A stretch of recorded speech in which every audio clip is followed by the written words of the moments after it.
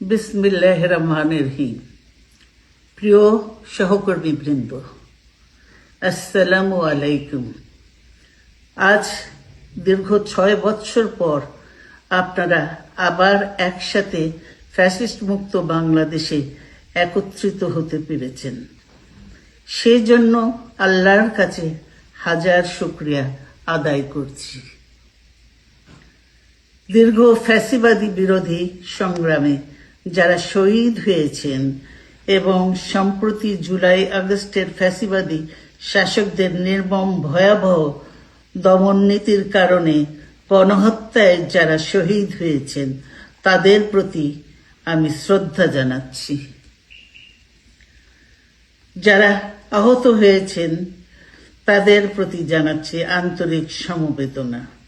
আমি চিকিৎসার কারণে যুক্তরাজ্যে অবস্থান করলেও আমি সব সময় আপনাদের পাশেই আছি। দীর্ঘ 15 বছর গণতন্ত্রের জন্য, আমার মুক্তির জন্য আপনারা যে নিরন্তর সংগ্রাম করেছেন এবং আমাদের অসংখ্য সহকর্মী প্রাণ দিয়েছেন, জুলুম নির্যাতনের শিকার হয়েছেন এবং প্রায় 1.25 লক্ষ মিথ্যা মামলায় জর্জরিত হয়েছে, এখন আদালতের বারান্দায় ন্যায় বিচারের জন্য ঘুরে বেড়াচ্ছেন। আপনাদের এ ত্যাগ শুধু দল নয়, জাতি চিরকাল স্মরণ রাখবে। দেশ আজ এক সংকটময় সময় অতিক্রম করছে। আপনাদের এবং ছাত্রদের সমন্বিত আন্দোলনের ফলে ফ্যাসিস্ট শাসকেরা বিদায় নিয়েছে। একটা অন্তর্বর্তীকালীন সরকার গঠিত হয়েছে। তাদের কাছে জনগণের প্রত্যাশা, রাষ্ট্র মেরামতের ন্যূনতম সংস্কার দ্রুত সম্পন্ন করে গণতান্ত্রিক ব্যবস্থায় ফিরে যাওয়ার জন্য সকলের কাছে গ্রহণযোগ্য একটি নির্বাচন অনুষ্ঠান সম্পন্ন করা।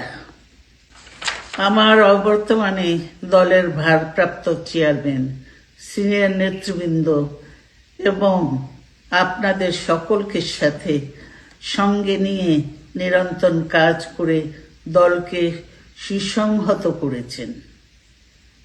আমি আপনাদের ধন্যবাদ জানাচ্ছি। আমি বিশ্বাস করি আপনারা শহীদ প্রেসিডেন্ট জিয়াউর রহমানের আদর্শে আরো উজ্জীবিত হয়ে আগামী নির্বাচনে সাফল্যের জন্য ঐক্যবদ্ধভাবে কাজ করবেন। এমন কোনো কাজ করবেন না যাতে আপনাদের এত দিনকার সংগ্রাম, আত্মত্যাগ বিফলে যায়। আমাদের সব সময় শহীদ প্রেসিডেন্ট জিয়াউর রহমানের সেই উক্তি মনে রাখা দরকার, ব্যক্তির চেয়ে দল বড়, দলের চেয়ে দেশ। বাংলাদেশের সর্বস্তরের মানুষ, বিশেষ করে তরুণ সমাজ আজ এক ইতিবাচক গণতান্ত্রিক পরিবর্তনের জন্য উন্মুখ হয়ে আছে। ক্ষুদ্র ক্ষুদ্র সংকীর্ণতা ভুলে দেশ ও জাতির বৃহত্তর স্বার্থে আমাদের কাজ করতে হবে। এখনো ফ্যাসিস্টদের দোসররা এবং বাংলাদেশের শত্রুরা গণ অভ্যুত্থানের মাধ্যমে প্রাপ্ত অর্জনকে নস্যাৎ করার জন্য গভীর চক্রান্তে লিপ্ত রয়েছে। ইস্পাত কঠিন ঐক্যের মাধ্যমে জনগণকে সঙ্গে নিয়ে এবং চক্রান্তকে ব্যর্থ করে দিতে হবে। গণতান্ত্রিক বাংলাদেশ বিনির্মাণের জন্য আমাদের সকলকে একযোগে কাজ করতে হবে। আসুন আমরা আগামী দিনগুলোতে শহীদ জিয়াউর রহমানের স্বপ্নের আধুনিক, সমৃদ্ধ ও গণতান্ত্রিক বাংলাদেশ বিনির্মাণের জন্য আমাদের সর্বশক্তি নিয়োগ করি এবং এত ত্যাগের বিনিময়ে প্রাপ্ত এ অর্জনকে সুসংগত এবং ঐক্যকে আরো বেগবান করি।